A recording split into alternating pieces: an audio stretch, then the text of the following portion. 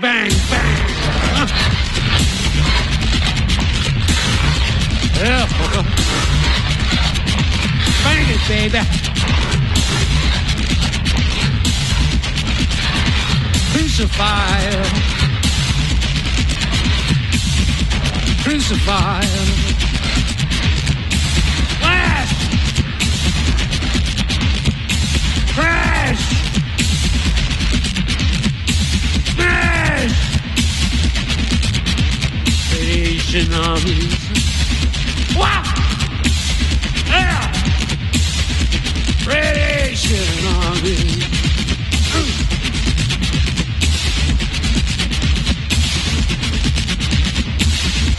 Yeah, fucker. Bang it, baby. Bang it, baby. We're down. We're down. We're down. Flash, crash, smash.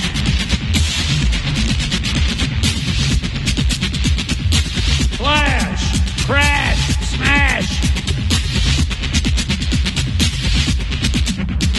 Yeah, fuck up, bang it. Bang, bang. Alan Vega et Marc Hurtado, attention, c'est incroyable. Sniper, ils seront avec nous en janvier ou février sur Radio Nova. Ça, c'est un underground US après Kill Your Sons. Bang, bang. On reste dans la thématique. Angélique Bozio avec nous pour le documentaire Lick Your Idols que vous retrouvez au chat et pas au chien qui fume. Donc Angélique Bozio, on se disait qu'à force de parler de ce cinéma de la transgression, on sait quoi quand même les images, décrire un petit peu ce qu'on y voit. On a un peu parlé de viol, je crois que c'est tout. Oui, en fait, on a été tout de suite dans les détails gore, mais on n'a pas dit ce que c'était. En fait, c'est des personnes qui se réunissent pas par affinité esthétique, mais plutôt par anti-affinité, comme des anti-héros pourraient se réunir, par rage, et qui commencent à faire, financer tout ça par l'argent de la drogue que vend Richard Kern, des films en Super 8, parce que à la fin des années 70, il y a le Super 8 avec le son synchronisé qui apparaît, et ça c'est une révolution, une véritable révolution technique. Donc ils commencent à faire des films chez eux en petit comité avec leurs amis, entre voisins, entre copains, musiciens, etc. Et ces films n'ont pas tant de liens entre eux, esthétiques en tout cas, que la rage commune d'être dans ce pays, dans cette ville, dans une telle pauvreté à une période donnée, qui est celle de Reagan, et aussi de vouloir montrer cette rage et d'oser faire des choses extrêmes. Ils ont tous le goût pour le sang, le sexe, la pornographie, l'exhibition, le voyeurisme, l'horreur. C'est des fans de films d'horreur aussi. Richard Kern, c'est un énorme fan de Dario Argento, de Russ Meyer aussi, mais ça c'est autre chose. Nick Z, lui, il veut poursuivre une certaine idée du cinéma, donc il aime John Waters, Jack Smith, etc. Il aime un peu les trucs grandiloquents, grand guignolesques presque.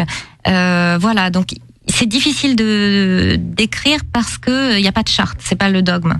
Par contre, il y a une énergie folle, une rage folle, et effectivement le lien qu'ils ont aussi, c'est la drogue, et c'est ce qui va mettre fin aussi à tout ce mouvement qui n'en est pas un. Même un grand acteur comme Dennis Hopper. Quand Dennis Hopper est parti en vrille après l'immense succès, vous le savez, d'Easy Rider, il a fait un western complètement frappé, mais il a reconnu s'être massivement drogué, et à la fin de cette période où tout le monde le donnait pour mort, il a quand même fait une performance dont j'ai vu un film. Il s'est mis derrière une caisse en métal et il a mis un explosif. Et il est torse nu et on voit des gens autour, c'est comme dans une espèce de cour, il a fait ça un peu sauvage.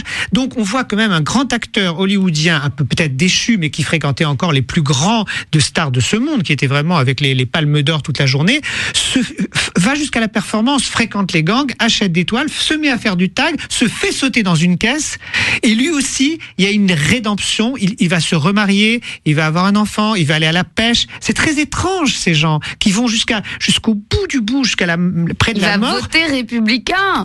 Exactement. Et là aussi, je suis un patriote, etc. Même s'il vit dans LA, dans un quartier de gang, avec qui il peut dealer. Donc, c'est une chose que nous, on devrait comprendre, car on a aussi des artistes artistes comme ça en Europe, mais ils sont moins connus. Et pour revenir à l'esthétique du cinéma de la transgression, qui est au cœur du documentaire Liquor Idols, il y a donc, on comprend, même si on n'arrive pas à le résumer, vous dites c'est pas un dogme, deux choses assez nettes, donc le gore et le sexe. Et on se rend compte que 10 bottins de papier glacé plus tard, ça devient le glam et le trash. Ce qui est dangereux, où le macabre, il est sous le papier glacé, quoi. Là où on a gommé le sang, où on a fait une jolie flaque qui ressemblait à une goutte de vernis à ongles, c'est là qu'on a Glamorama, qu'on a Bret Easton Ellis, quoi. C'est... Enfin, Guy Bourdin, dès la fin des années 60-70, a montré des femmes tuées, dont on voyait les membres à moitié démembrés partout. Guy Bourdin a fait d'immenses publicités. On en parle encore beaucoup aujourd'hui de Guy Bourdin, comme ça, il est très copié, parce qu'il montrait des scènes de crime. On l'a oublié pour les chaussures André, ou je sais plus ce qu'il faisait. C'était incroyable. Guy Bourdin, c'était la plupart du temps des femmes mortes, dont on voyait des bouts. Et donc, vous voyez que les grands créateurs ne se sont jamais privés de ce voyeurisme. Évidemment, on dit morbide, mais à ce moment-là, on ne peut montrer qu'une petite fille dans un champ avec des fleurs autour. Et même ça encore, il y a quelque chose de pervers là-dedans. Ah oui, là, c'est limite pédo. Hein, voilà, je crois que ça c'est quand même tout ce dont on n'est pas en train de parler, c'est on nous tend un miroir, finalement. Hein, les artistes nous tendent éternellement un miroir. Et ils parlent de tout ce qui nous est animal et instinctif. C'est aussi ça qui m'a beaucoup touchée chez ces personnes. Ils ont un regard direct et ils témoignent directement de quelque chose qui nous est tous commun.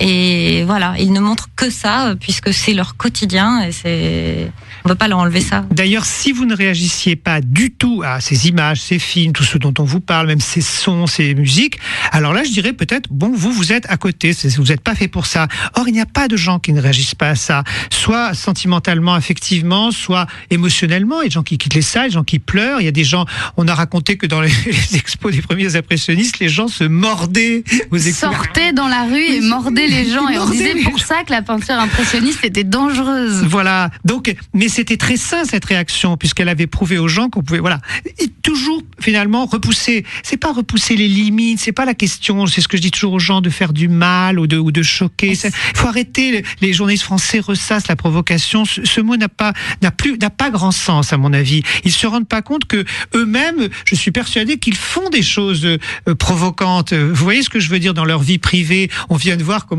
le présentateur le plus clean, le plus robotique se défonçait. Enfin, voilà, je m'en fous de ces histoires, mais ça se relie tout le temps à la réalité. Mais on peut peut-être faire la fin à l'envers et demander à Angélique qu'est-ce qui a fait qu'à 13-14 ans, elle a senti quelque chose un peu différent, quoi. Peut-être pas différent justement, mais quelque chose de naturel finalement. C'est presque un soulagement effectivement de voir quelque chose qui est censé être réprimé, caché, etc. Surtout quand on est élevé dans dans la religion catholique par exemple. Il y a des choses qu'on n'a pas le droit de penser, il y a des choses qu'on n'a pas le droit de regarder. Quand on est une jeune adolescente, on n'est pas censé regarder de la pornographie non plus. Il y a plein on se pose même pas la question du pourquoi, du comment. C'est comme ça. Et donc quand on le voit et quand on voit tant d'images, une débauche comme ça d'images gore et pornographiques, je pense que, et surtout véhiculées par des femmes aussi, même si à cet âge-là je ne me le suis probablement pas et certainement pas formulé de cette manière-là, il y a quelque chose qui soulage énormément de voir ces images, je trouve. Moi, je pense que ce qui tue les adolescents dans certaines familles, que même ils se suicident, c'est les non-dits. C'est comme ils n'ont pas le droit de parler. On voit toujours ça. On voit toujours à la télé